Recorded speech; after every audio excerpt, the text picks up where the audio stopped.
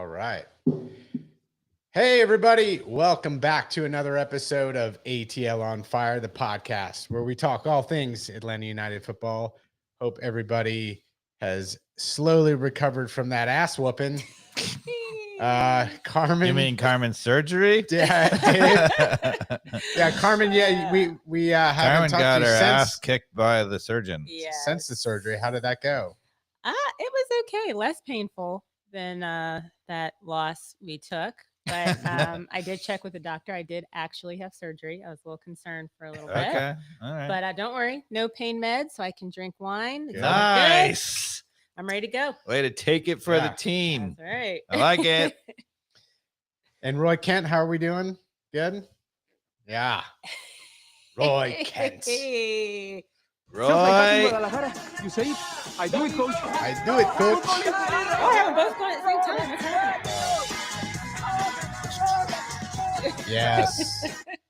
So, Roy effing Kent. people. you've brought us a red wine, Dave. Yep. What are we having? I feel like we've had this one before. Yeah, I think I brought it once. It's Alexander Valley Vineyards from, surprisingly enough, Alexander Valley. It's just California, Sonoma. It's a Cabernet with, it says hints of Merlot, Cabernet Franc, Malbec, and Petit Verdot. Yeah. You know, Yeah, because it's in honor of this year's wine that we're making, which has our Norton and hints of Merlot and Cabernet. Yeah, it's got. I that's feel exciting. there's a little bit of a berry type of aftertaste to it. I don't know what that is, but yeah, It's I mean, called Delicious. it's called delicious. It's got kind of got a nice buttery aftertaste there. I like it. Yeah. All Wait, right, when good. should we be expecting your wine? When's Our that wine, the next vintage is going in the bottles probably next 2 weeks or so. It's been aging in the barrel for 6 months. Yeah. Typically, we don't usually open it though until the holidays. Okay. So it'll be another 6 months. But vintage 2 is ready for drinking now. Okay. We need a test bottle or two. Yes. Okay. All right. So yeah, we're not feeling great after, you know, Why, Mikey Dobbs? a Why? 6-1 loss on the road to Columbus Crew. We knew we were going to have 3 of our key starters out, including Miles, Almada, and George Giacomakis. Yet we went in a very naive fashion on the road with the same formation that we always play. No change to the 4-3-3, and just kind of plugged in.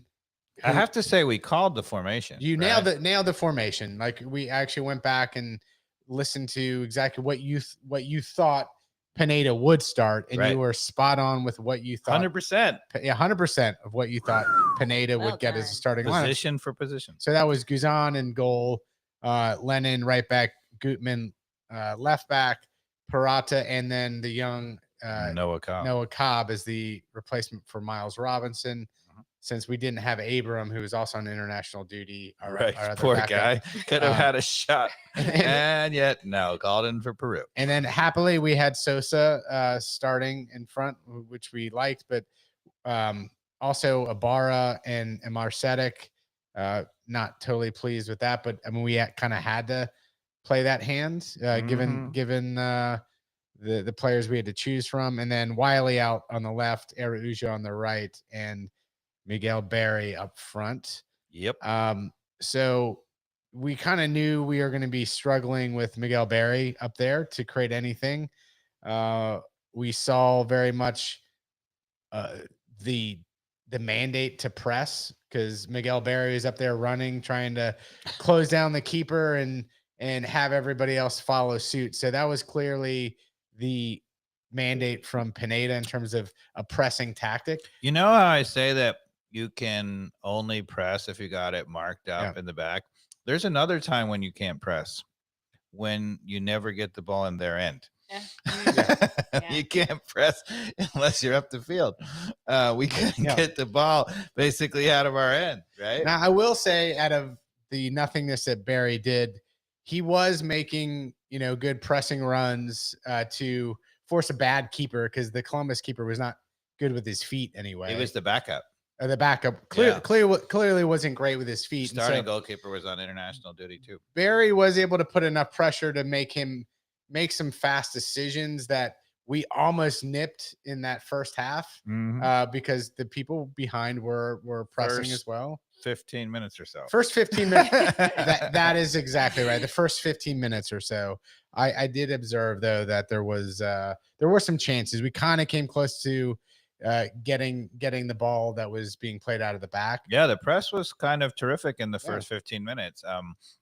I thought, you could kind of see what we've been talking about all along when you have Sosa and Ibarra and you can really have it marked up, you can press. And we were winning a number of balls the few times we had it up the field. Yeah, but I think Ibarra and Sosa were able to press up as well, and we came really close a couple times to intercepting and off to the races. But that was the first 15 minutes. We did intercept it a couple of times. One time Gutman intercepted it and he played an absolutely beautiful ball into Barry, and that's all I gotta say. It's just he basically just lost the ball.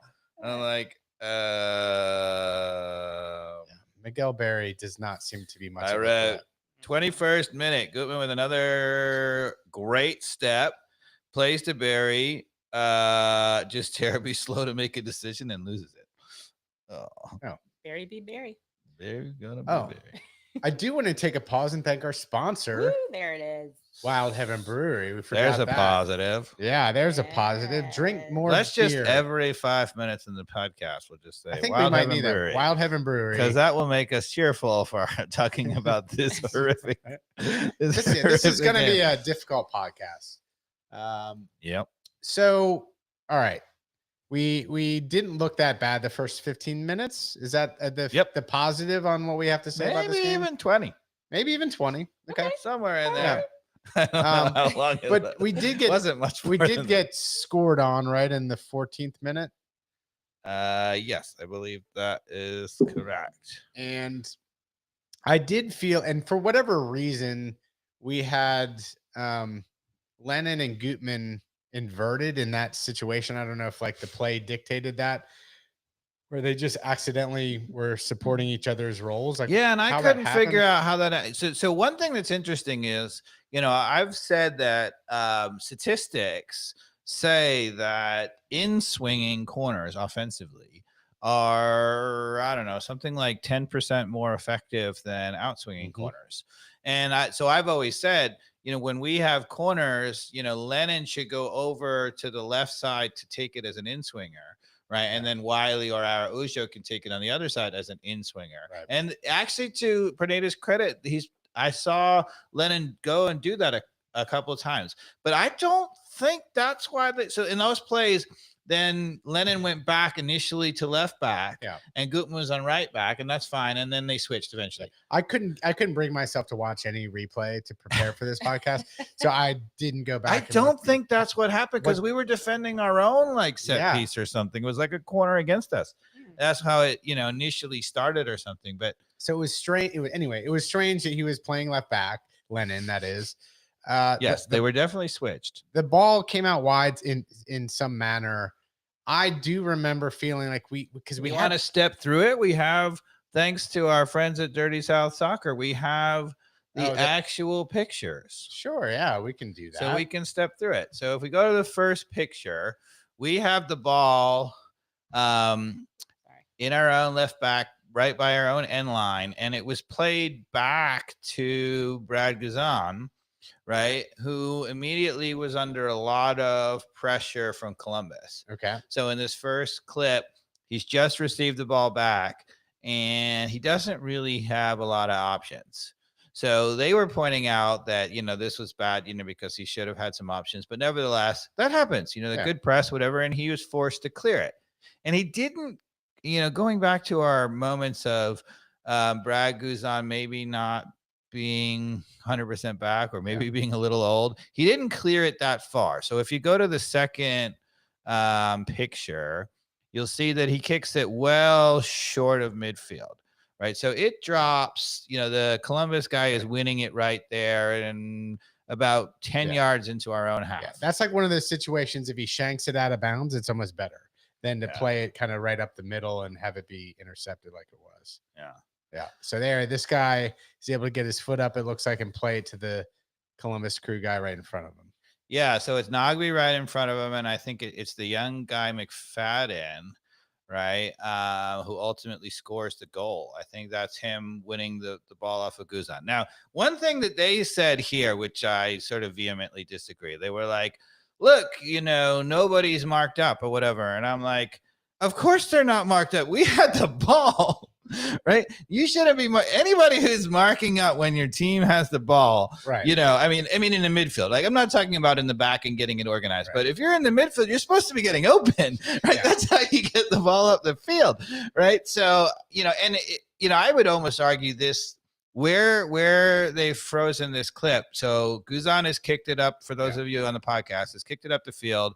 Right, and it should have been up the line instead of more central where it's being intercepted. So right, the goal scorer, the really young kid, and I'm forgetting his name, is winning the ball, right? Aiden Morris, right? And what I would say is, in many ways we look perfect, right? Sosa has gotten out far enough that he's sort of ready to adjust for any catastrophes, right?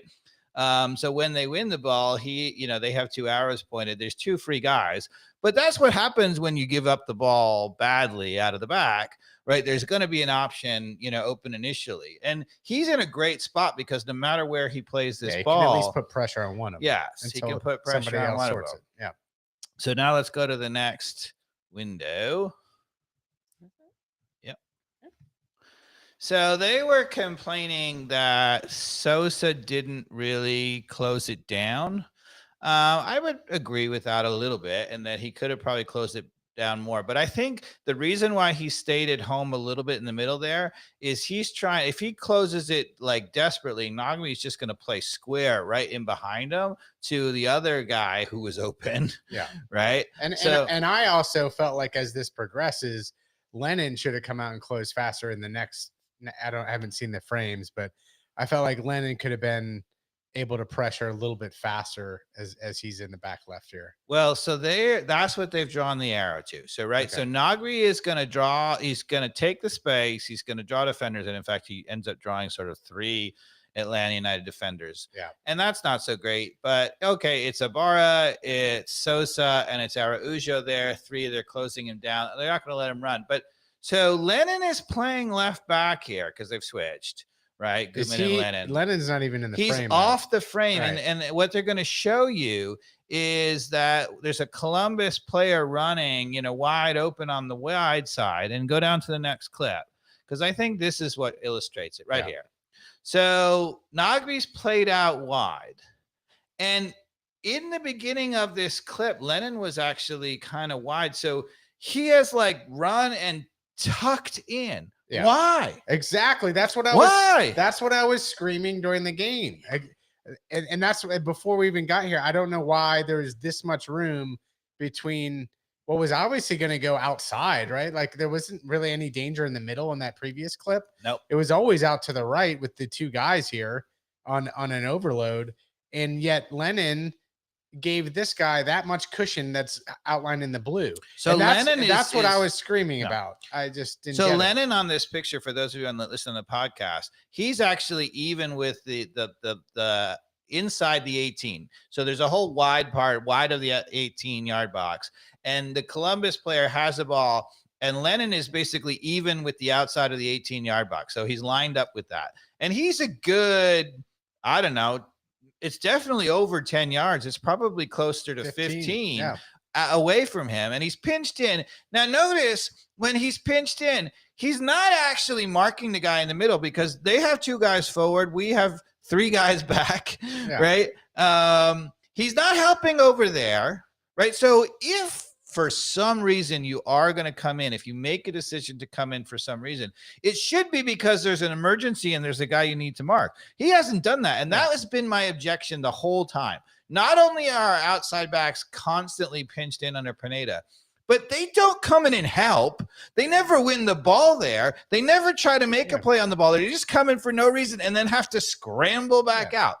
So as the guy correctly pointed out from the Dirty South here, once you're scrambling out here, you're in big trouble. Yeah. But look, I mean, Sosa's able to get back as an extra man with nobody really needing to mark, right? Sosa's fine there. Sosa's fine there. You've got Nagby, who's just right there with Ibarra marking him. And now you've got Lennon, who's just for whatever reason let that much of a gap. And that's exactly what I was texting you. I was like, why didn't Lennon close that space faster? And to your point, it seems to be instructed that they continue to pinch in. Yeah. Instead of lessening. Yeah, I think it's not about closing that space faster. It's never going in to begin with. Yeah. Right. Right. He needs to stay out wide there. Multiple times this season when we've given up a goal, we've given up the ball on, in this case, it was a pass from the middle from Nagby. A couple other times it's been a 30-yard switch. If somebody plays a 30 or 40-yard diagonal ball, right, in the air, when that ball gets trapped, you better be close enough. If that guy makes a bad touch, you can win it. Right. If you are giving that guy the space in an MLS game, right, or any professional league where he can collect it and have all the thoughts he wants, then what are you going to do? So is that Wiley that's also getting back there? That's where the yellow line's pointing? That's Araujo. That's why is he now all of a sudden on the natural side? So what did they do? Like a full flank switch or something that was by design? I don't know. There was a switch going on. That is Araujo there. And I don't really know why. So we have two people trying to defend on their, at least not how we start 90% of the time. That seems very strange to me. We've been covering it too. So that's typically been Wiley there, right? But they have oftentimes, which is also nuts to me. We have a number of times seen that let's say it's Gutman and Wiley, who's it normally is, right? Yeah. We've seen Gutman inside, right, covering nobody, and Wiley being asked to track that guy behind him. And I'm like, if my left back ain't covering anybody, right, I do not want my attacking. It's a front three. Wiley's playing in a front three, or Araujo in this case is playing in a front three. That doesn't look like where I want my front three playing. Yeah. He's only 10 yards outside our own 18-yard box. Yeah. Right. So I want him, in that gap right there, but I want him going the other way in that gap. Right. I don't know. So what happens here? So this guy cuts into the top corner of the 18. Yeah. He basically gets a chance to completely run at Lennon. And we know. And Lennon didn't move in all of that time because he's still in the exact same spot in this frame. Right. I mean, everybody knows that Lennon is not a great one-on-one defender. And if you let a guy run at you, you're in big trouble. Now, the other thing that you'll notice about this, so normally I would have said, okay, if that's the case and we've switched it away and you're running at him, right? The guy, if Lennon gets beat, the guy who's supposed to be helping him would be Purata. But Purata is way, way over. Right. And again, one of the reasons for that is because if Purata was over, then Noah Cobb should be a little bit over. And look at Gutman's doing on this play, right? Gutman's in the very far corner. He's covering nobody, right? Why? Right. So I would have said Purata should be much closer in case Lennon gets beat. Yeah. Lennon should have been all the way out there where he was not letting him get 10 yards to run at him. Right. He should have gotten him while he was collecting that ball. If Lennon was all over him, he could have easily forced him to just go backwards and then they're fine. Right. But he didn't do that. The moment he collected that ball and saw that Lennon was 15 yards off of him, of course, he's going to run at him. Right. When you're a defender, you do not want someone running at you. And you definitely don't want to have someone running at you with no help. Yeah. He's got no help there. He's on an island and he's not a great defender to begin with. Yeah. Maybe if that's Miles Robinson, we could, get away with it, right? Because he's that good. But yeah, absolutely. It seems like the back three could be shifted over. Mm-hmm. And right. Yeah. I mean, look at this. Lennon is completely exposed. He can go outside and go inside. There's just acres of space. And you can almost see Sosa here seems to understand this because Sosa's scrambling to get back. Why is he scrambling to get back? To release Purata so he can come help, right? Sosa's doing everything right here. I know Sosa's going to get blamed for this entire game, but in this play and in this column, they trash Sosa on this play, and I don't agree. I think Sosa's done everything right on this play. Maybe he could have closed that one in midfield a little bit more. But I think if he closed it, they would have played right to the open player on the other side. And now they're running at you through the straight through the middle. All right. So now I don't know what's going on here. I don't. Where's the ball? It's still at the Columbus feet. He's about to Okay. Still cross this it. feet. So Lennon is just going on his heels, Mhm. trying to absorb the pressure. No, what is he doing? He made a move. The Columbus guy kind of shifted it back, and he totally beat Lennon. That's got why it. Lennon looks like Yeah. I he's was like, you're not flat in front of the goal. Yeah. You're not. Okay, got it. But to be honest, with all of that going on, right? I mean, he should have been out there closing because the reason why he was so central was, supposedly to help. But if you look in the middle right now, we're 1, 2, 3, 4, 5 versus 2 in the middle. Did he need to help? We got a 3-player advantage in that middle, right? So keep going down. So he crosses it. And you notice, I mean, again, is Parata sensing the danger here? No, right? He's just backed up right outside our 6-yard box with nobody there. The only one who sensed the danger is Sosa, who's actually covered the guy. So Parata should never. So what happened with Parata is he's ball watched here, right? And he's gone too far, right? Because his guy is sort of stopped at the top of the 18, and he should have stopped closer to him so that when the cross comes, he could close it down, but he hasn't. So Sosa has gone to try to close down that middle guy. But I give a little bit of empathy to Parata because earlier on there was just acres of space behind Lennon that he should have gotten. He should have been over there. He should have been over there Yeah, faster, exactly. right? That's where it was. That's where the problem. That's was. where I would have been. That's where the problem was 2 seconds earlier. Yep. Yeah. And then unfortunately, Sosa, to me, actually, Sosa looked rusty, right? He looked like his understanding of the game, where he was going, was amazing, as usual. The thing that he looked a little off, a little rusty. He hasn't played in so long. Yeah. Right? He hasn't had a preseason, and he looked a little bit like that. And I think this is a play normally that Sosa makes easily and clears it, but he was a little rusty, a little bit lungy, and that's why he just got a deflection on it. Yeah. And, to be fair to him, it was a wicked deflection, and it just lands right on. But again, if you watch Gutman here, right? This is classic Atlanta United, right? So Gutman's in a really good position to mark his guy, right? But is he? No. Wiley has now showed back up right in that corner, and because he's being asked to track in behind Gutman. Why? I want Wiley Staying 15 yards out there so that when we win it, counterattack. Let's go. Right. I don't understand why you would ask Wiley as one of your front 3 to be chasing back to help Gutman with one guy there. I mean, if it's one thing if he's got overloaded or something. All right. And then it's a wicked deflection. He leans in, and I mean, that was that he headed it in. He headed in. If Sosa doesn't deflect that, he never scores because it slowed everything up and it popped the ball up. Yeah. So that's unlucky. And I remember being like, okay, we should have prevented that goal, but it wasn't the worst goal that we've ever done. But if you, Mikey Dobbs or Carmen, if you now look at this play and you say, what was the biggest problem? What's the biggest problem you saw? I think the fullbacks, again, pinching in too much. And again, that's what I said with Lennon. I was like, why is there that much space? Why didn't somebody close that down faster? Yep. The whole thing would have been mitigated. And then they would have probably ended up like recycling the ball backwards. Okay, but yeah, we gave that 15 yards and he was able to easily put Lennon on his heels because he just drove at him. Whether he goes inside or outside, I mean, the world's his oyster. So all last season, we talked about that being a problem. We have not fixed it. Right? Yep, true. We really haven't fixed it. What was the other problem that we talked about all last season? Well, about, again, fullbacks bombing up at the same time. Yes, and who is asked to cover in those scenarios? Well, it's usually somebody in the midfield like Sosa. Yeah. All right, let's just keep going on the article. Go to number 2. Oh, right? Because it's just a perfect segue. My bad. Right? Those are the things, I swear to you, dear podcast listeners, I haven't set them up for this.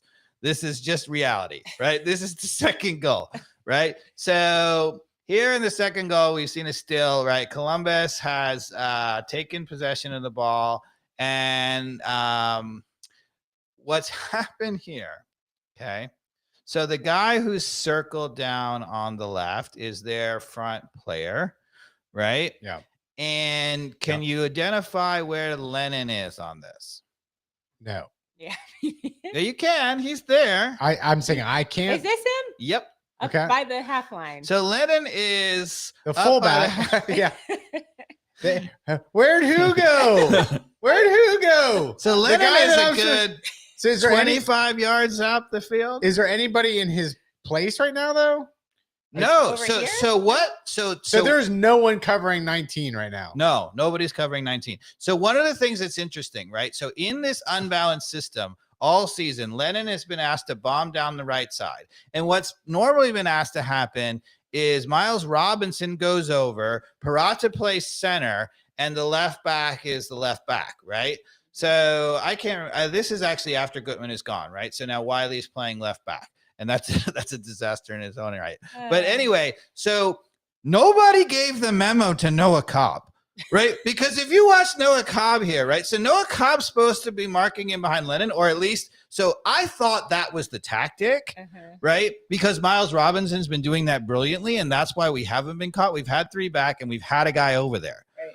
Noah Cobb hasn't got the memo there because he's supposed to be on 19 in this system, and Parata's supposed to be on that guy in the middle, and Wiley's supposed to be back with him. That's supposed to be 1, 2, 3 across the back. Does it look like 1, 2, 3 across the back? Sure doesn't. No, it looks like our classic last year 2 in the back. Okay, so go to the next. So once he plays over there, Oh my God. right? Okay, now who would you think would be responsible for covering that guy who is now in acres of space down the left side? Well, now it sure looks like Sosa's the one who's going to be able to get there the fastest. They've asked Sosa to cover it again from the center midfield. So in this article, they were critiquing Sosa for being slow getting out there. Yet all for the last 8 months, all I've been saying is keep your fullbacks back. Keep Lennon back, and it solves everything. Not only that, who the F asked your defensive center midfield to cover in at right back? Because as we've talked about it many, many times, let's say Sosa does perform a miracle, get back there, win the ball, and he now tries to play in the middle. Sosa's going to be trying to play, say it with me, to Sosa. Right? Where's our center midfielder now? Is all the way at right back. So when you win the ball, there's nowhere to go. Oh, there's a Marcetic who's our attacking guy, right? Right? He's the attacking center midfielder, right? In this scenario. Yes. Yeah. We'll get to that. We'll get to that. Okay, so keep going down. Now look at what Sosa does. So Noah Cobb could have gone over there. He doesn't. Right? Sosa comes over there. Keep going one more. One more. Right? I mean, Sosa's the only guy who closes it down, but he can't get anywhere close to that, right? And how is he possibly, if you're a center midfielder, how are you possibly supposed to get to the outside left winger? Right? Yeah. I mean, that is an impossible ask. It right? really is. And so now in this article, they talked about how terrible it is that Noah Cobb and Parata and Wiley get beat on this cross. How long did he have to pick out the guy he wanted? Yeah. I mean, he could have freaking stopped, asked you if you wanted some tea, right? Poured a little bit of tea, sat down, stood back up, and still had time to cross that ball. Mm-hmm. I mean, have you ever seen a player more open? What if, let's just say Lennon was playing fullback? Then they never, you know what would have happened if Lennon was playing fullback? They never would have played that ball to begin with. Because if you go back to the first picture, right? I mean, this is just a aimless ball over the top, right? One more, right? I mean, this is not like some special ball. He's under a lot of pressure. Yeah, and he obviously gets it deep and wide too, right? He's just like, oh, wait a second. I don't care if I'm being pressured. And whoever it is pressuring him, I think it's Ibarra, right? This is where, you know, people are like, oh, Ibarra is not doing a good job pressuring him. You cannot pressure a guy when he has that guy wide open to play outside because he can be under as much pressure as he wants. He doesn't have to make a good ball. He just pumps it out there, Oh, yeah. and voila, we're out of the pressure. You love that as a midfielder. You've taken your look. You know where to just put Yeah. it into space because nobody's back there because Lennon has. It wasn't a perfect Almada peach ball. No. Just get it out there. Yeah. Just dumped it over the top. Exactly. Right? I mean, anybody could have made that ball because you had like a 20-yard, either side if you mishit it to make that ball, right? Yep.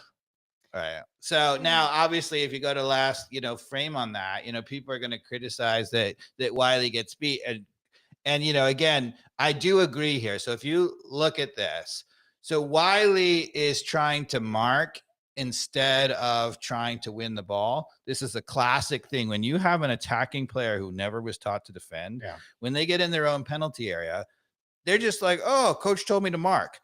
When you have a really good defender, you realize, like, look, in the penalty area, marking means nothing, right? Because it's the beginning. You start with a mark, but you've got to get to the ball first because you could be so marked up. If they get a foot on the ball, it's a goal. Yeah. Right. Yeah. And that's a classic thing he's doing. He's marking the guy. He's pretty tight to him. Right.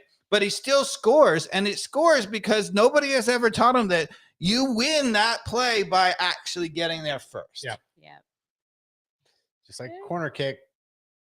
All right. So what else, Dave? Anything else you want to call out on this? No, I was All right. just going to say, so on that play in this article, they were critiquing Sosa as the problem.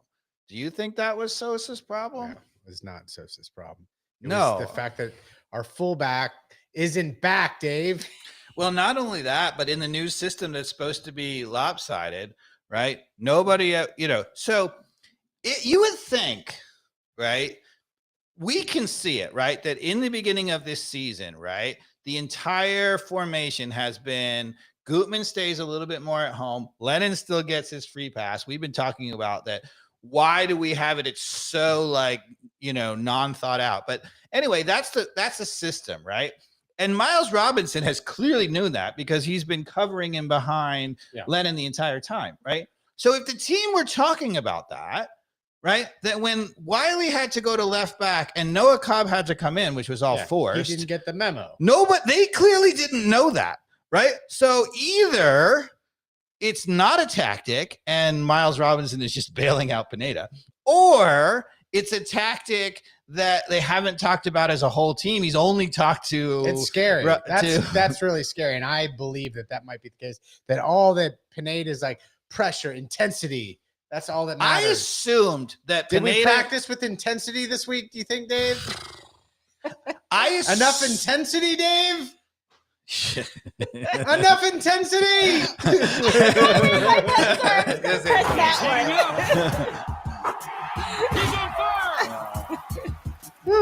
So I assumed that Pineda said to the team that, okay, last year we got caught with too much in the back. So this year what we're going to do is, Lennon, you can still bomb down the side, but Gutman, I want you staying more at home. So we'll have three at the back and you shift over a little bit. And that's our team tactic. And everybody would know that because you want, even though your midfielders are not part of that, you want them to know that, right? Because otherwise, if they don't know that, then they're like, oh, maybe I'm supposed to cover in there. I presumed that was going on, but maybe not.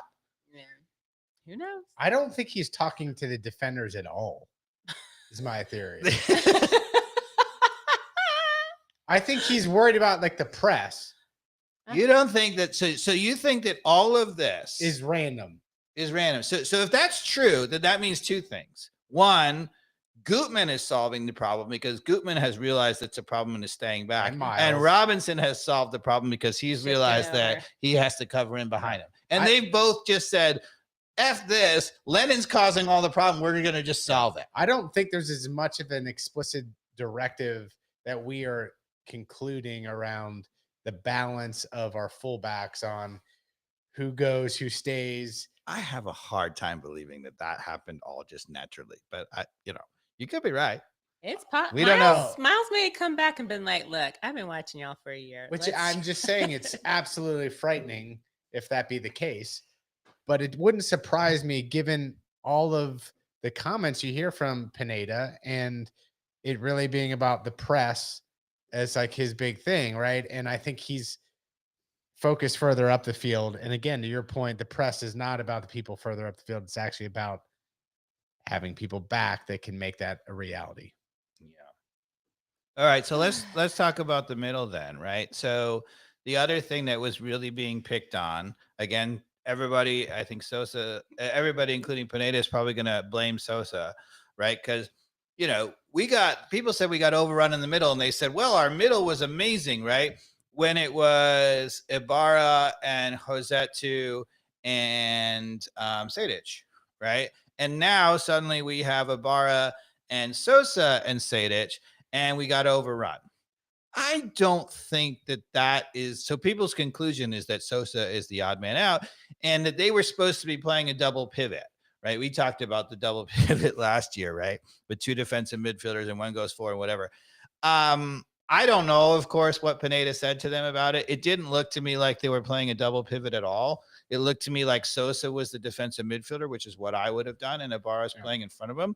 One thing I just noticed a lot about Ibarra is really good at, he works his butt off, and he constantly goes and shuts down things. He doesn't have his head on the swivel. He doesn't recognize things. He doesn't read it that well. So I find that Sosa reading behind him with Ibarra as sort of an attack dog role is the right one. And so I would have thought this worked, but there's two problems, or maybe three. First of all, Sosa looked a little rusty, in terms, he hasn't played in a long time, so give him that. But I think the much, much bigger problem was Sejdic, and that's what I first want to talk about, right? So Sejdic was thrust into the attacking midfield role. And so his job is to be available and to link attack, right? Which is obviously what Thiago Almada has been doing all year, right? And I think the thing that I learned the most about from the team is that Sejdic ain't worth nothing. And now in this article, they were talking about how he got pulled out of his normal role, which is normally to be such a great defender and closing down the space. Are they watching the same game? No. Well, first off, we know he's not an attacking midfielder. I don't think he's an attacking midfielder or a defensive midfielder.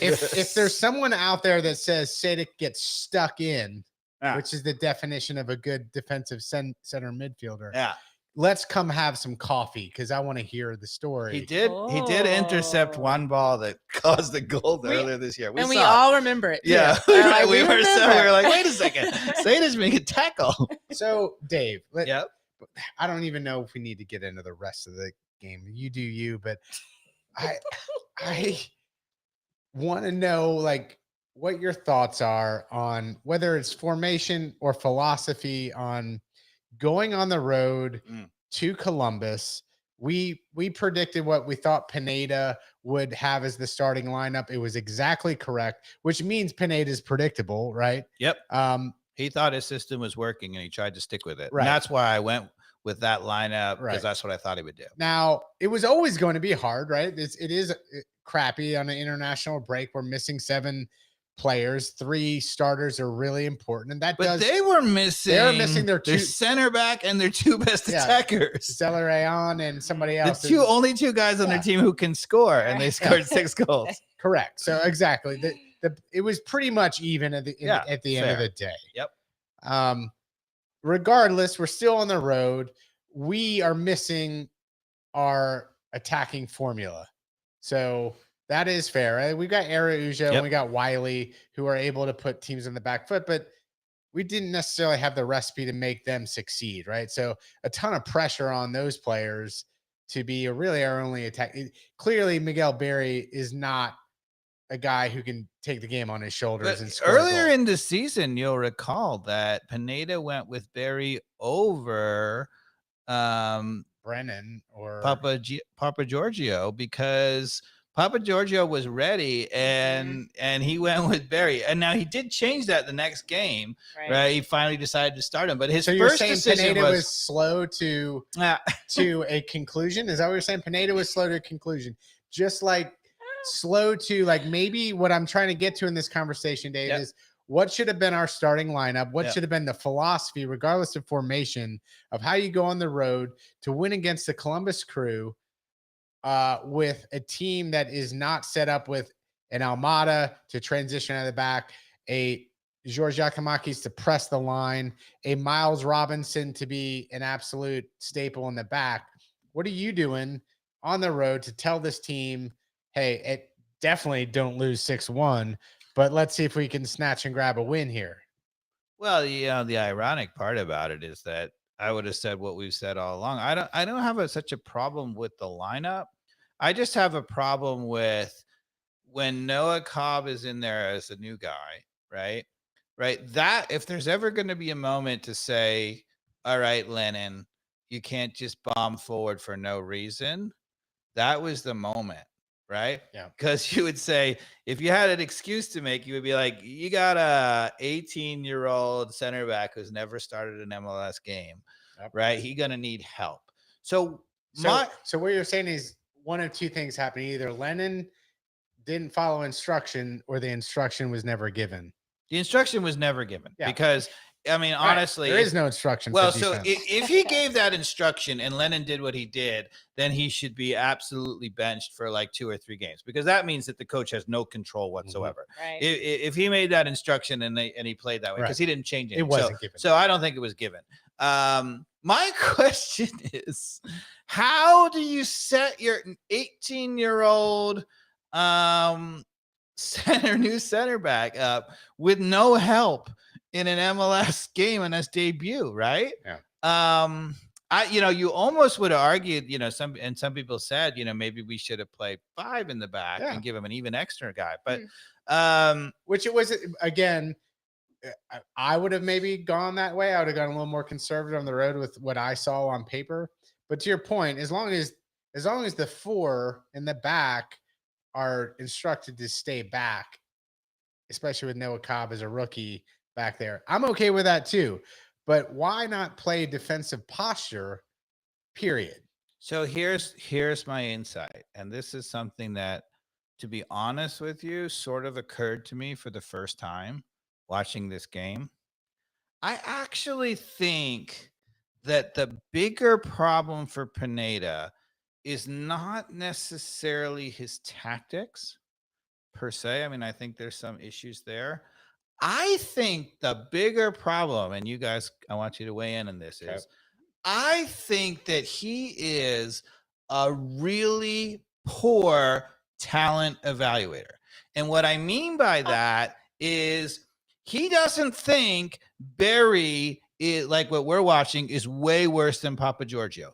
He doesn't think that Almada as an attacking midfielder is way much better than Sejdic. He does think that. Give him some. Well, yeah, but he thinks that Sejdic could play that role for a game, right? He doesn't think that Noah Cobb is that much worse than Miles Robinson that he really needs protection, right? So his staying with the exact same tactics, I think that it suggests that he kind of feels like I'm not saying that he thinks that Sejdic is as good as Almada, but that they are like for like replacements, and you can kind of get away with it. Whereas we're looking at it and we're like, you're never going to score if you bring Barry in for Papa Giorgio. It's like orders of magnitude lower.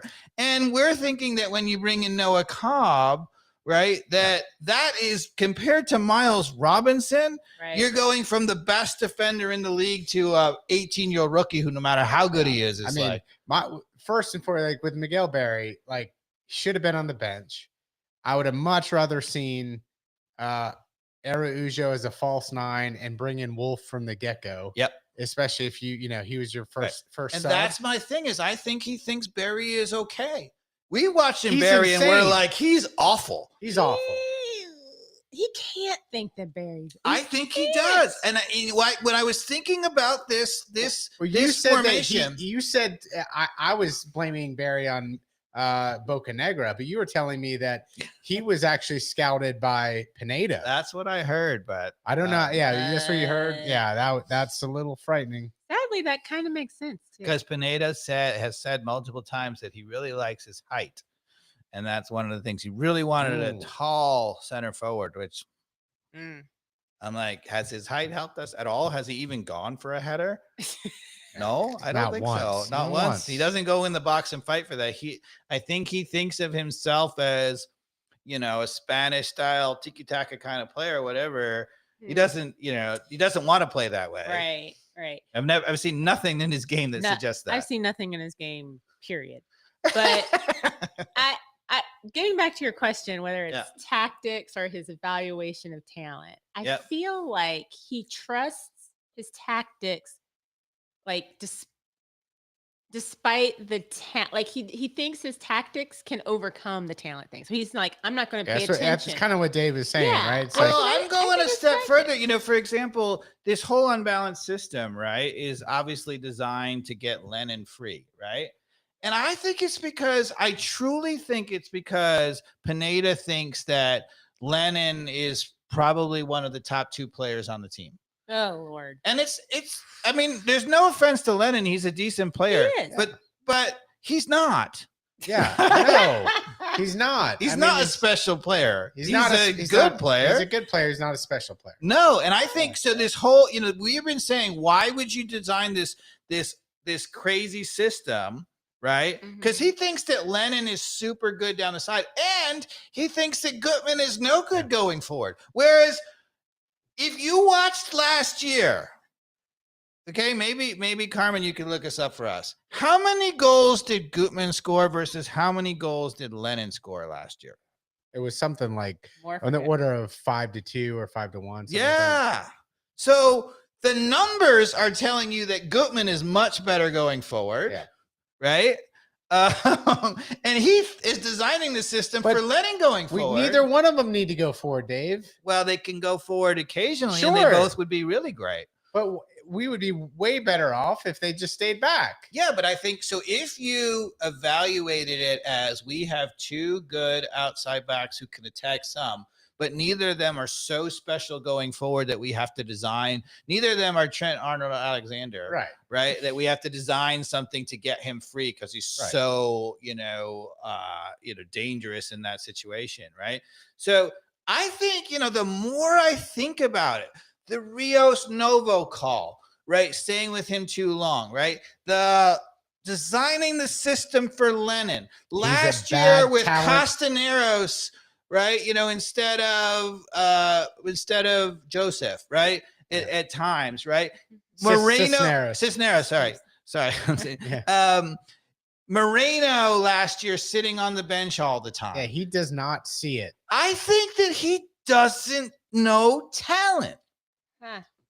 And so his tactics are designed for what he thinks is the talent. And we, how we keep saying that, last year, how many times did we say, all right, obviously our best things are Araujo, Almada, Moreno, Martinez, right? Mama. Right. But also maybe he didn't think that at all, ever. I think it's a combination of maybe he's a bad assessment of talent, but I think he also overweights to practice and intensity. And that's all, and not seeing the talent as well. Yeah. Like, at the end of the day, like, look, I know that guy may not be the most intense guy at practice, but if he's twice as good as the other guy, you better play him. Interesting. And again, if it's in this season, he's doing it again, right? Yeah. He has shown absolutely zero urgency about bringing in Sosa, whereas all 3 of us are watching and we think, if we had said, okay, give me 1 player for your team, Sejdic, Ibarra, 1 out of 4, Sejdic, Ibarra, Rossetto, or Sosa, who would you take? Say that again. If you had Sosa, Ibarra, Rossetto, or Sejdic, one of those 4 you could pick to have on your team. Oh, I'm picking Sosa all day long. Yes, and who would you pick? Sosa. No, Sejdic. No, Sosa. I will say though, Ibarra is a strong second. Ibarra's done really well, but I think that if you ask Pineda that same question, Sosa's number 4. Sosa's number 4. And so we were thinking maybe it's because he got suspended and he's going to bring him in slowly. I don't think so. I think he doesn't think Sosa's good at all. Yeah. And I think he thinks Rossetto, who he played over and over and over as a defensive midfielder last year, I think he thinks he was good defensively and that he's really good as a player. And when we saw it, we were like, "Oh, is that not much of anything?" He slid back last year in terms of talent. Yeah, but how? Yeah, but That's my question. So- but how? So I'm very high on Ibarra and Sosa. yeah. Ibarra and Sosa. Josetu, I still feel like I would. He's got talent. He's got talent. I'd like to see if he can get back on a run. Everybody knows how I feel about Amar Sedic. Shouldn't be playing in the MLS period. And certainly can't attack. Right. Can't defend. Right. He's a luxury player. We've talked about it. Like, he's decent and not decent. He's really good at finding the open guy. Yeah. Right. But he never plays penetrating balls. It was never, ever going to be an attacking replacement for Almada. Right. And he doesn't ever defend. Yeah. So he is a luxury player. So in a bind, when we have all our talent and you plug Amar Sedic in like the Portland game, he can look okay because he's just moving the ball on to other talent. Giving it to Almada every time. He was amazing last game. Yeah. People were like, oh, he was so good. Yeah, he just gave it to Almada. There was one time when he was wide open to run with 30 yards. He stopped and gave it to Almada. Right? And I ain't mad at him. But don't lose it and play it to a more talented player. Yeah, so he's smart enough to do that. Right? And he wears that wristband thing. It kills me, by the way. I'm sorry. I don't know what's I don't even know what you're talking about right now. There's certain things that just push me over the edge. I love it. I There's love it like so one much. of those, Bjorn Borg. The way that he walks off the ball, everything he does. Oh my goodness. He doesn't make runs. He never makes runs. No. He stands around all the time. Like, he turns his hips like this. You know what I would love to see? The Dirty South guys are not listening, but if they were, what I would say is, give me a diagram, for the advanced analytics of just a diagram of where Almada was on the field, right, in the last game, right, and compare that to where Sejdic was on the field in this game, ground covered, where they took up places on the field, and you're going to see a little space for Sejdic and it's enormous room for Almada. Almada moves everywhere. You don't even notice it because he's constantly moving off the ball and he just pops up in a new space. Right. And that changes everything. Right. And so in this game, you got Pineda who's just saying, let's just keep going with what we're doing. And Marcetta can play that role. The diagram is not going to show that. Right. And I don't think so. I think, he thinks that Sejdic is a poor man's, Almada. And he's not at all. Right. He's not only not as good a player, but he's not even the kind of player. Right. I would have said perhaps you could maybe argue Josetu is a poor man's Almada. He likes to move a little bit. He'll make a run off the ball or whatever. Even a stretch. I think that's a stretch, but it's way more than Sejdic. Yeah. I think we're talking about nobody is an Almada. Totally different classes of players. Oh, of course. So. But that's what I'm saying. So if you are a coach and you realize this, that look, we lost this level of player and we only got this, then you would have to change something because you're like, it ain't going to work. But if you think that we have a guy who's not as good, but is a capable replacement, then you don't do anything. Interesting. I see what you're saying. So you'll watch the wheels fall off in this game, right? I mean, what do you at least do as a coach to not keep this from being embarrassing? A 6-1 loss? Is that really how do you let that happen? Well, I didn't see any sort of effort to organize, no bunker down. I certainly didn't see all right, if you're going to lose, then at least let's try to score. If you're not winning, you're losing, right? Let's go ahead and try to score. There was no offensive threat. And yet and Lennon didn't change his game one iota. No. Even after they gave up the goal coming out of second half, he was still bombing down, which is what led to a goal. Right? Yeah. But you're like, dude, we're getting killed here. Aren't you going to go back and help? No appreciation of that. And to be fair, I'm not sure you would expect a player to do that, but a coach should be screaming about it. Yeah. You would think. Think.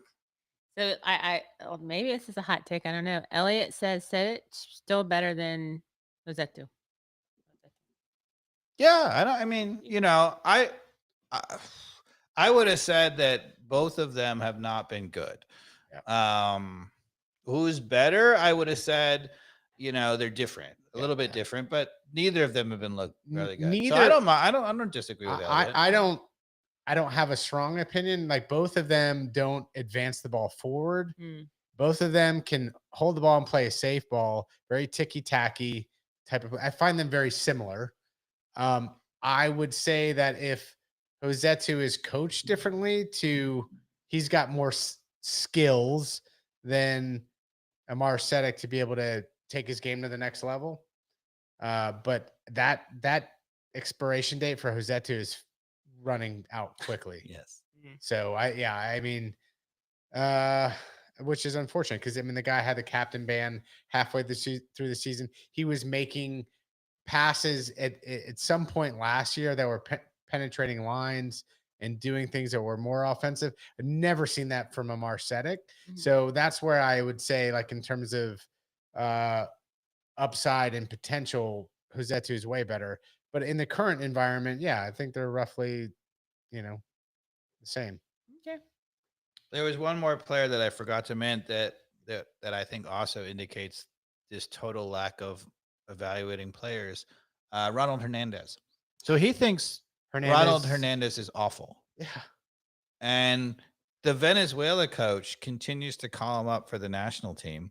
He doesn't think he never plays, right? And yet he's still getting full called up for a South American international, right? He's starting for Venezuela. So one of the coaches, they have a different view. Yeah. Right. It's one thing to say, all right, Lennon beat him out or whatever. But even if you saw the preseason. I know why. Lennon has more intensity. I get this. Coaches are tricked by that. They are. Coaches are tricked by the not good ones. Not good ones. Yeah. True. You want intensity, of course, but you also have to have different things. Having a team of 11 intense players and nobody who can read the game is not going to get you anywhere. If having 11 players who can read the game and nobody plays intensely is not going to get you anywhere. You need different attributes for different players in different moments. You have to have a balance. Yeah. Right. And so Ronald Hernandez in the preseason, right? He's a freaking full Venezuelan international still to this day. Yeah. And he played Pineda. He played everybody. Occasionally he didn't have room for whatever. He brought a couple of the starters off the first half. And then Hernandez every time went on with the 18-year-olds in the second half. That's what he thinks of Ronald Hernandez. Yeah. He thinks he's so awful that he's not even deserving of being, in the squad. Why do we have him on the squad then? Because you and the front office thinks differently. For 2 years, you and I have said that he should be the right back and not Lennon. That's how little we think of Lennon, even though we think Lennon's pretty good. We think Ronald Hernandez is better here on the show. And this is just, again, Dave and I just on the eye check, right? I already know fully what Lennon is. I know everything that guy's got in his repertoire. I will say I haven't seen enough of Hernandez to fully know, can he defend? Absolutely. Can he get up? I don't know. But at this point, I'm willing to take a look. What I would say is, even if you feel like Lennon is the better player, you'd still have to say Hernandez is a better defender. Yeah. Right. Yes. And so there have to be moments for example, in this game, he didn't have a choice because Hernandez was on international duty, but on the road in a crucial whatever game, there might be a moment you'd be like, I'm either going to play Hernandez instead of Lennon or play Hernandez and move Lennon up the field as an attacking player, right? To get a little bit more defensive, right? That's what he was doing at the end of last year, wasn't he? Wasn't Lennon playing? There were some moments because of injuries. He had Hernandez occasionally play and Lennon was playing in front of him. But that was when it was okay, when Gutman got injured, drop Wiley back to be the other left back, have Araujo go on the left, Lennon be the right forward, and then bring in Ronald Hernandez. Yeah, but he couldn't. That's what I was saying. He was on international duty. Was, okay. So that's my problem. He was, so we don't really know whether he would have done that. But I get the feeling that he would not have done that. Yeah. Right? Even with Ronald Hernandez been on the bench, because I think he doesn't evaluate him as a worthy MLS player. And how, I don't know if we're watching something very different, but it suddenly occurred to me that the part of the problem is not just the tactics. Part of the problem is I think he fundamentally thinks very, very differently of the players. And I was thinking about how last year we were like, do you want Lennon open in space or do you want Araujo? And I think he would answer Lennon. Yeah. Which to me is mind blowing. Yeah. And I don't know if you remember seeing a couple of the plays in the game we beat Portland when Araujo can just blaze people on the outside. Oh, yes. Oh, God. You wouldn't, I mean, you're never going to see that from Lennon. No, he's never going to go by anybody. I mean, that's the whole point of that position. Yeah, and as we talked about, the whole point of that position. Araujo can whip in across every bit as good as Lennon, right? Yeah. So, well, from the left he can. Yeah, from the left he can. Yeah, can't do it with his right foot. But Lennon can't do it from the left either. True. Right. So, yeah. Again, put Araujo on the left. Yeah, I agree with that. But this is what I'm saying. So, like, when I was talking about, I don't understand why the tactics are not designed to maximize what we clearly everybody can see we should be doing. I think the tactics were designed to optimize other things because that's what he thought we should be doing. I don't disagree with your theory there on him. Certainly, we might be wrong in a few examples, but I do think he has different optics on the talent level of certain players on the roster. Yeah, because when, the ultimate example of this was last year with Rios Novo, right? No. We could see in the first game that he was not an MLS goalkeeper. No way, no how, whatever. Yeah. Right. And eventually I think Pineda realized that. Eventually when the season was over. Yeah, after he gave up a number of easy game-winning goals. Yeah. That's like I feel like with a goalkeeper, that's almost like an easy evaluation. Yeah. Keep the ball out net. Distribute. When you're 5'6" and you're coming out to like halfway on your line and people are almost like shooting it from midfield just because you're that dumb as a short goalkeeper to be pressing that far up. Yeah. Like, get back in goal and pray that you're going to be able to be quick because that's about it. But I mean, I get Cats. You must be right. Because just thinking about the conversations we have had over the course of the last year plus, it has been Pineda doesn't like this person. We've said that, but honestly, it's Pineda evaluates this dude's talent to be less than whoever he's putting in the game. So, and it might be just because what you were saying is that he could see the talent, whatever. He's like, but that guy's more intense and he's earned it more or something. That's the only. It's some balance of seeing the talent and then how they practice. Because maybe if it was Gio Reyna, he would never start for this team either. Never for Pineda. Yeah, be like, never gonna happen. Not intense enough. So, Balargity. I don't really. I mean, there's not much else I want to say about the 6-1 loss. The good news is, Dave, is we can just say, okay, wipe it under the rug. We've got our starters back. Can the talent band-aid the mistakes? Because the moment you bring Miles Robinson back, he clearly has sensed that, okay, my job is to fill in behind Lennon. But a couple of injuries here and there, this team's going to be in trouble. Well, I said this, I felt like, I was giving Pineda a ton of credit. I said, look, he solved, or at least he realized that one of the problems was the 2 in the back, and we have to have 3 in the back. And he said, Gutman, you stay back. Lennon, you can still go forward. I think it's a crazy solution. But at least, it realizes what the main problem is. We have to have 3 in the back at all times. But there's a part of me that, I was talking about this and I feel like that, I was like, I'm not absolutely sure he did that because he realized that was the problem. Like, you get the feeling like maybe it wasn't as overt as that. And if he doesn't realize that that's the problem, right, then I said, you're an injury away from blowing it, or you're right on the edge, right? But it also means that in moments if you don't know that that's a problem and you haven't really realized it and solved it, then when you bring in a Noah Cobb and are now asking him to do what Miles Robinson does, which is cover out behind the right back and then come back, you don't realize that that's a problem. That Noah Cobb in your first MLS game is never going to be able to play center back and fill out for Lennon and come back and fill out and whatever. And you could see it on that play. Yeah. Noah Cobb had no intention of going out there, right? Because he's 18 years old. He never realized. He was marking his guy, never turned his hips even since the danger. No, not at all. So I think, or even in critical moments, you would realize, we're 1-0 on the road and we have to maintain the lead. And you would say, okay, we've done this. We've sacrificed this, to get Lennon forward for attack. And I understand that makes us weaker behind. So now we would change it in the last 10 minutes. But if you don't really realize that that's a problem, you don't do that kind of thing. Yeah. So we are playing New York Red Bulls this Saturday, 7:30 p.m. Mercedes-Benz Stadium. We've never beaten the New York Red Bulls. Am I wrong on that? Or never ever, or just at their place? Never or ever? I don't think we've ever beaten them at the Mercedes-Benz Stadium. By the way, Carmen, were you able to figure out what the goals were for Gutman and? I think it was 4 Gutman, 2 for Lennon last year. Okay.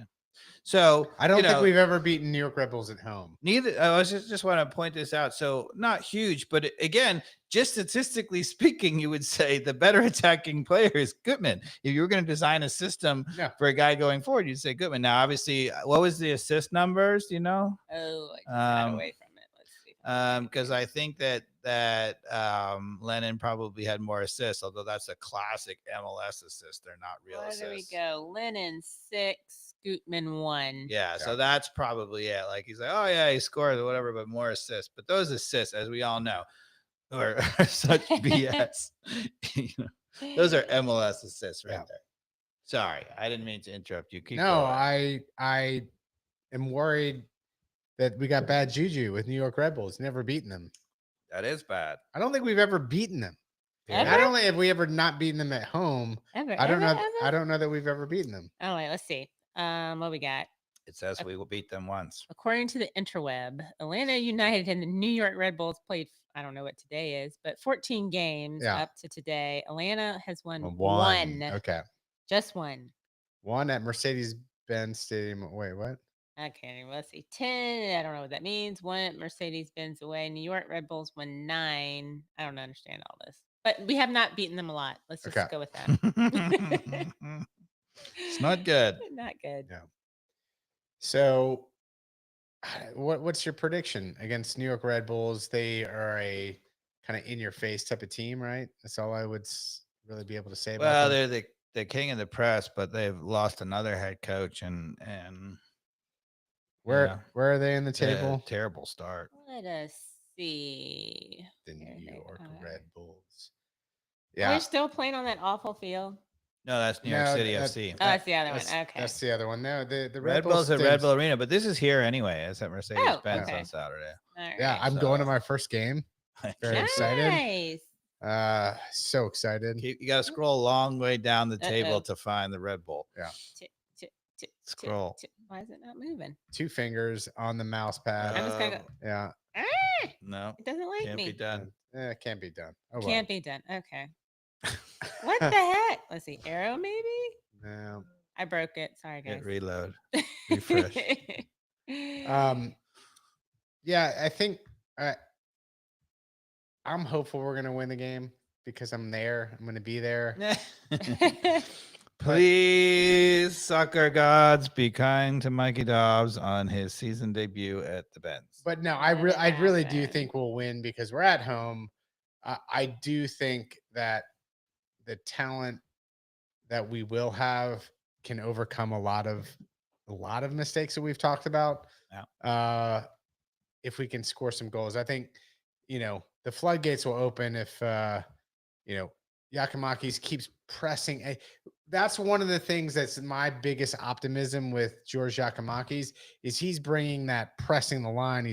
He is keeping that pressure up front, which, I mean, we clearly didn't have in the Columbus game. The only remit for Barry was just to put pressure on the goalie to play it a certain direction, which he did the first 15 minutes, but there was zero capability for us to score under. I'm going to bail you out, Carmen. Thank you. New York Red Bulls, 11th place. Their record is 1 win, 3 draws, and 1 loss. Okay. A lot of draws. 6 goals, 4 and 4 against. They're 11th out of 15. We have dropped to 3rd based on our shellacking. So we should win. Is what We we're should saying. win. We should. We're playing a bad team at home with all of our talent back. Almada scored a great goal. Oh, let's talk about that. Yes, that was great. Yeah, Messi took a free kick that was very similar to an Almada free kick. It was, yeah. Hit the top left corner, came bouncing off, hit another Argentinian player, and then it just landed in Almada's lap about 3 feet. 3 feet in front of goal, and he just rips it into the side netting. So clever enough to put it in the back of the net. But that's all about being there. All right. So you're predicting a win. You have a score? Yeah, I think we win 3-1. Let's see. Maybe 3-2. 3-1 or 3-2. Because our defense still is shaky. Yeah, I'm gonna go 2-1. I think we'll win 2-1. But I'm gonna stick with 3-1. 3-1. I'm gonna say we lose. Okay. I feel like the beginning, as much as I want it to be real and as much as I think that it was caused by him actually finally getting it right with 3 in the back, it's not quite there. And with the international break, maybe they've kind of forgotten a little bit about it. Sosa's clearly going right back to the bench. It wouldn't surprise me if he starts Barry over Giacomakis. That would shut up. If that happens. Wait, that's the wrong one. Somebody should put a straight. You're just saying that for clickbait. That can never happen. Like, no, hold on. Let's pause. You really can't be serious about that. I wouldn't. No, but like on what planet would, seriously, if he doesn't start, then I might walk out of the stadium and protest. Like that, it would be ridiculous. Okay, what about this? What about this? I don't think you can. Oh, sorry. I'm just spinning. What about Barry shows intensity and we need to give Giacomakis a rest from his international duties? Did he go to Greece? I think he did. He went somewhere. I think he went all the way. I'm just saying. To Europe, and I think he comes back and Barry starts. I feel like every time we said there's no way this can happen, guess what happened? So you're saying he gets a break because he's tired from being on an airplane? Yep. I wouldn't. But we're all saying we wouldn't. Well, it depends. A 20-year-old's too tired from being on an airplane to play a soccer game. Well, one thing I would have said is that, so it's one thing if you had a guy who was training with the team and he was basically just as good, you might say, all right, look, we'll give him, he won't start, the other guy, and then we'll bring him on for 30 minutes. And I think Pineda might do that. The problem is Barry is so far below Giacomakis that I don't see it that way. He could have gone to Siberia on on bicycle, and I would still start. No, I seriously, I will come on if George Giacomakis does not come on. I feel big words coming to start. I will be, because I've yet to say the Pineda out thing. That has not come out of my mouth yet. That will be out of my mouth immediately, and I will be protesting that on this podcast because that's insanity. Just Barry or anybody else? Barry's the only one. No, right? if it has to be George Giacomakis healthy and doesn't start, because he could come on and score 3 goals in the first half, and then put in Barry, and then give him a rest, get the 3 points, and let's move on. So what if Barry starts? Giacomakis comes on in the 60th minute, and Giacomakis comes off the bench to score 2 goals, and they come back to win 2-1. I'll still be pissed. He's already left the stadium. He wouldn't even see it. I might have already. I really might leave the stadium. I really want to know how I'm going to react if that happens 30 minutes before this game starts. This is where I'm getting at, though. I think that Pineda, I think he thinks that Papa George is a better player, but I don't think he thinks there's that much of a difference. I think you're going a little too far with this. I don't think Pineda might be a bad assessment of talent when it comes to a Sosa versus Josetu versus a Sadek. Okay. But I think you're pushing it when you say Sadek versus Almada or Barry versus Giacomakis. I mean, come on, give the guy some credit. I don't think he's that stupid. I am a critic of Pineda. I don't think he's that stupid. I don't know. Come on, man. We shall see. I If, don't Come know. on. if I see the starting lineup with Barry in it, I'm going to laugh my ass off. That's all Yeah. I gotta say. Yeah. I'm gonna enjoy every second of that. Just you- imagine me and my expressions in the game. I'm gonna be. Can you please, if Barry starts, I need you to film yourself as you Yeah, either we gotta find play it, out, play walk it. out of the stadium, react, something. I need it on video. Yeah, we're gonna need that on video. Doug T is gonna be there with a bunch of girls, like young girls, and I don't want Bunch to of be young top hat, Uncle Mike impressionable loose in my players, brain. Yeah, I did tell him to bring Uh-oh. some earmuffs for the girls. 'Cause you know how I do. Earmuffs, girls. So wait, did you give your prediction for score? I know you said we lose. So we lose, but what? I'm gonna say 2-1. 2-1. That feels right. All right. Elliot says Atlanta win 2-1. So he agrees Okay. with me. All right. All right. So that's where we are. I'm saying 3-1. I'm always Good for you. I'm always optimistic. Yeah, It's- good for you. Then I get upset because it's it's so stupid to be optimistic. Because funny because we've never been. You and Carmen have always been together. You've called it the same, and I've always been the opposite. Yeah. But neither of us have gotten it right all the time. You guys have been. Yeah, right it's been a when I've mixed been bag. Yeah. It's been a mixed bag. So I have a couple more things I hit wanted us- to talk Hit about. us with the things. Yeah. Okay. So first of all, so Noah Cobb looked out of his depth. I thought that one preseason game he looked pretty good. The first preseason game, when he came on. Oh, I guess was that against Chattanooga, maybe. Yeah, sounds right. But ever since then, I think he's been awful. And people are saying he's the next thing and whatever. I mean, I'm not going to write him off. Whatever, he's 18 years old, his first game ever, no problem. But he didn't strike me as a guy who did a lot of special things, read the game or anything. Okay.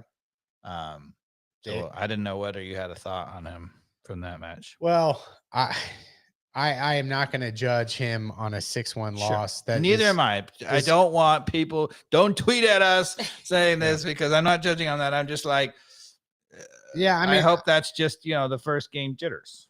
Yeah, I mean that's just it. I think I'm gonna have to watch him in a different setting with a better moment to succeed. And that's unfortunate part about having lack of depth in that game is you had to put players like that. I wouldn't. You don't want to start a player like that to have their first experience in MLS be a 6-1 loss. That's not good. Not only to your point, like he didn't step up and do something special, Dave.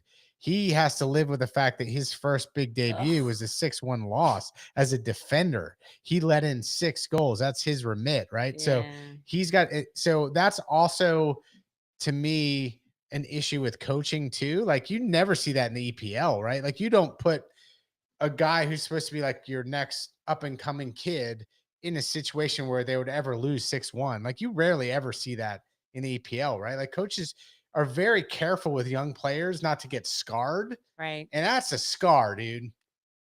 Right? Am I wrong on Oh that? no, you're definitely not wrong. I agree with you. Yeah. And Elliot, I think earlier in the chat said like Noah Cobb was fed to the wolves. He was fed to basically. the wolves. Yeah.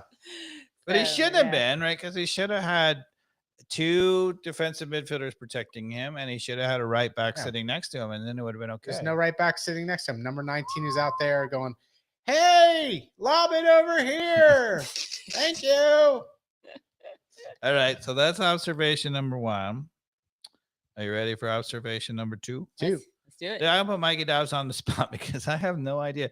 So there was a play. Wiley was so offside, and they didn't call it, and they went to VAR. This is in the second half, right? And I was like, is there not a computer doing this? Like, do we really know exactly what's going on with VAR and MLS? I mean, everybody has said that it's the exact same thing as the Premier League, and but it doesn't seem to be. Do we really know what's going on, or do we need to investigate that? No one knows what's going on. At least at least the EPL, right? Like puts up the lines, Yeah. and you can see Yeah. why they. I I made, mean, we made saw the this decision. earlier when Papa Georgia scored the game winner, Yeah, which should have been onside. right. Oh, that's And right. you know, VAR No, didn't no overrule lines. that. There's no transparency. Right. It's awful. I just so wish the technology from Qatar could be distributed to every major league in soccer, because Carmen, can you just quickly call up what MLS VAR offside policy is? I Oh, thought the Lord. camera thing in Qatar was flawless, man. Oh, it's great. I mean, how much could that possibly cost to install with how cheap? Well, that's what I cameras are? thought we were sort of going to get in MLS, and that's not what we're Right. getting. And MLS is trying to be the highest standard. It's no transparency. And and I was talking to somebody about this during the game too. It was the win against the Timbers, but I always get upset when the linesmen throw the flag as well. Like, just keep the flag down. What's the point of ever putting your flag up? Because ultimately there's just so much going on. The guy that you thought was offside, you may have been looking at somebody else. Right. There's so many parts to the equation that a human can miss in being like, oh, the guy right in front of you was clearly 25 yards offside, so I'm going to throw the flag. But when it got lobbed over, the other guy ran through who wasn't offside. Yeah. Like, that's why you keep the flag down. And I have no idea why they're ever instructed to raise the flag, other than the whole injury thing, right? Where it's like goalkeepers coming out. Right. But at this point, it's a moot point. Just keep the flag down. You feel like the linesmen are going the way of the dodo. They are. Pretty They're going to be much. replaced. Just like in tennis, the guy calling the serve is gone. Because I think you see that enough now. That's just a part of soccer now, that they're going to let the game run. And if an injury happens in that 10 seconds, it's just the way that, unfortunately, you have to keep playing to the whistle blows. Okay, so anyway, I think Mikey Dobbs, maybe our homework is just to do a little digging into exactly how they're doing that, because I just don't get it. There have been a couple of times where I was like, well, VAR's well, they sure as hell don't let the consumer know. Yeah. Well, So I don't know Like what it is now in 2023, but in 2021, they were saying the configuration of cameras within our stadiums doesn't really lend itself at the moment to implementation of the offside lines. So for offside calls, VAR is used to give the referee replays and a chance to review, but lines are not drawn on the field. see, I think that's what's going on. That was my impression, is that VAR is helping out with offside, but there's no computer making a call. Crazy. I kind of feel like that's still You think going that's on in still going MLS. There's on? not a computer, because it should be like, in the Premier League, nobody argues anymore because like the computer's not wrong. Right, That's what Mikey exactly. Dawes has been saying forever. Like, Okay. and exactly, you should never implement anything. And they did it in Qatar till when you go back and look at the camera, like, yeah, we were wrong. Yeah, we were wrong. Yeah, and then what happens as a person, like, it might piss you off that it's offside, but you realize this is the rule, and I'm wrong. It's either in or it's out. It's either on or offsides or not. It's very simple. Yep. And I used to argue with Mikey Dowd. Suck the emotion. I out was of like, it. I want the spirit of the game. And he's like, F no. And I have to admit, I lost that argument. Really? Yeah. I still kind of want the mistakes every once in a while. there's- That's I like don't know part about of the mistakes, game. but I wanted Hold it to on, be Tom, like, Are y'all forwards? That's my thing. No, As no, a hold on. forward, to have like There's plenty of Oh. other shit that the referee can mess up. Don't worry about it. The ball being in or out, it being a goal or not goal, or on or offside. Let's just solve those, and then let's argue about what a handball is, because we'll never figure get that out. that. We'll never get figure that. out. Like I don't think anybody, like, as long as we live, we'll never solve what a handball is. Never. And that's okay. So we can always argue about what a handball is. I So don't know. let's just get the other stuff right. I'm just saying, as a forward, you time your run so nicely, and just because your kneecap is an inch Offside. off, it's ugh. You didn't time it well enough. I can tell neither one of y'all are forwards. I played forward. A little bit. Yeah, I mean, I love most that. of Dave and I's time together, I'm more of a Mikey poacher. Dawes played, Okay. played All like right. he was the guy who was always upside. Exactly. All right. That's why I then. appreciate Yakimaki's pushing the line. Yeah. I stand Yeah. corrected. All right. I got one more thing. Okay. So I don't know if y'all read the article. There was an article in the Athletic. There was an interview with Garth Lagerwey, the Oh. general manager, about his. I think I read some quotes from this, but you have to jog my memory. I was a little taken aback by it. So he said, obviously he's famous for being really into analytics, right? But he says he's risk adverse, and he said that he basically said that he's not really in favor of taking risks on young South American talent, and he's looking to bring in designated players who are much more in their prime, even if they're not from South America. How do you feel about that? I don't like it. I agree. That was quick. Done with that. I love the excitement. Yeah. I love the excitement of what we've built with bringing in young talent. What he said. This is what I mean. It's what I live for. Like the bust of PT Martinez or the success of Almada. Yeah. I mean, it seems to be 50-50 so far. Yeah. Let's keep cranking like the best ever transfer ever of Thiago Almada, 50 million plus, which is what I think he's worth, to go to some other club that the other clubs are like, oh, where did he come from, Carmen? Who are we talking about?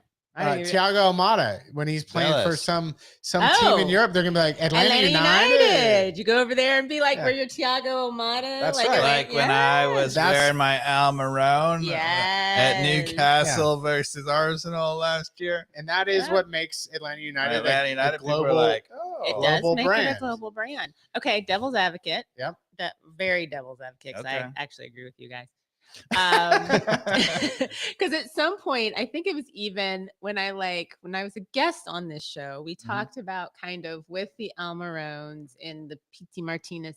Are we looking at kind of the one and dones, like in college basketball, where we're getting people who aren't really, I mean, they're going to be connected to Atlanta United, like well, at least we'd connect them to Atlanta United, but they're kind of here for a split second. And then they're off. I think one of our DPs should always be that. Okay. Yeah, I was gonna say this. So I, if anybody who is a religious listener of the podcast, you'll be like, wait a second, Dave was calling for this year. He said we need a proven goal scorer who's not 19. I said I didn't want the 19-year-old next Almada to join our team now. I wanted a guy, maybe even from Europe, who had proven scoring in a decent league. Who they got? They got Papa Giorgio. That's exactly the kind of guy I was looking for. And I think that as a second moment when you've got Almada and you're trying to push on to get to the final thing, a really really terrific veteran defender or a second attacker or whatever. But I agree with you. One of those designated spots should always go to the risky South American 19-year-old. Let's find out. I love it. I mean, because that's our thing. Yeah, it's our thing. I love it. Yeah, I agree. So that really gave me concern. Because also I think there's going to be a fourth designated player coming next year. Lagerwey says it's too risky. Wow. He's like, we need to win all the time, and you don't win all the time if you do that. I'm like, but you get that extra edge. Yeah. And honestly, I would kind of take winning, like being that flash team 1 out of every 4 years, playing some exciting soccer, bringing home a championship, maybe having a couple bad have a guy that was in the World Cup champion team. I mean, come on. Yeah. All right. If you're listening, Gareth Lagerwey, ATL on fire. Disagree with you. So just to round things out here, moving away from Atlanta United, Dave. Okay. We were on an international. Things other than Atlanta United. We were on an international break. Did you watch any of the U.S. men's national team? I did. Games? Did you? Yeah, I did. I watched the Grenada game. I didn't watch the Venezuelan or El Salvador game. I watched some of the highlights. Which it looks like I picked. I actually watched much more of the El Salvador game. Grenada, I was like, this is done in 2 seconds. Yeah. They're so terrible. It's a tiny island. Tiny island. We invaded there once. Did we? U.S. They never saw it coming. Yeah. Under Reagan, we invaded them, and they were like, they're like Grenada has put up because apparently like they had taken there's a U.S. medical school or something down there. Yes, and I know they had people taken talking about They had taken a like I don't know. They were threatening or taking some people like hostage or something. So we invaded, and they were like, oh, they put up a threat, and they went to like the tape, and there was a guy on the beach with a handgun, and we were bringing in like the Marines. Like the guy was like, he took one look at the 1,500 people we were unloading. He hightailed and ran. Like, I'm out of here. That was their defense of the country. That reminds me of like an old SNL skit, Saturday Night Live. There used to be this skit called Jack Handy. I don't know if you remember it. Oh, yeah. And it was like, I can imagine a world peaceful, where everyone is in harmony, and I can imagine us attacking that world. Because they'd never see it coming. Sorry, Grenada. Yeah, so we invaded there once, and we won. And apparently, the war lasted like 7 to 9 minutes. Like down the beach, put up a good fight. Yeah. So, and they didn't put up much more of a resistance in the game either. Yeah. So, any highlights that you out of both games that you would call out? Yes, and yes. Miles Robinson back 100%. He was fantastic. I mean, he didn't play the first game; he played the second game. But wow! I mean, he looks like nothing happened. Good, right? That's awesome. That's the way to end this podcast, right there. That actually was the thing that most stuck out to me. I think there were some issues. Okay. I think we weren't that great. Blah blah blah. But Miles Robinson was absolutely terrific. Just dominating people like the way he was last year. Like any ball played around him, he was like, "Thank you very much, I'll take it." And El Salvador's, not a terrible team. Not a terrible team. He was just like, I mean, there were a couple times where there was a guy. Maybe there was one play they pointed it out on the replay, and maybe this is how we should end. So the El Salvador plays the ball over the top. The guy is, I don't know, at least 5-6 yards offside. Right. But of course, the linesman doesn't throw the flag because he's, holding on for VAR. I think they have VAR in that game. And Miles Robinson, he knows he's 6-7 yards outside, whatever. He puts up his hand, turns around, and still catches the guy and makes the tackle. And then he looks over at the linesman, and the linesman was like, flag. And he still made the play. And the ref and the commentary was like, I think he just called the offside, waited for him to be 5 yards outside, and still got back to make the play. He's like, that guy was going. He was like, that was pretty amazing. Nice. And it was. Oh, it absolutely was. The acceleration, you were just like, is the guy even running? Yay, that makes me so happy. Yeah. So do you know what I didn't prepare tonight, Dave? Is ATL on Fire trivia. Okay. But I do have a random all right piece of trivia that has nothing to do with soccer. I can throw one back at you. Oh, trivia. Where is the origin of the microwave? What? The microwave. The technology to heat up stuff to eat your food. You're right. The origin of the microwave. Okay. Yeah. It has to be like developed for like the space shuttle or something. Do you think it was developed for the? That's exactly right. So was it developed for? Of course, you would get that. Was it developed by college students that were trying to figure out fast ways to heat up food? Okay. Was it Facebook? Was it developed by NASA to figure out ways to heat food in space, or was it developed by scientists in England who were trying to figure out how to warm up hamsters more ethically? What's the answer? It's gotta be number 3. That's a cool the one. fact you just made up. You say warming up hamsters? Warm up hamsters ethically. I'm going with that.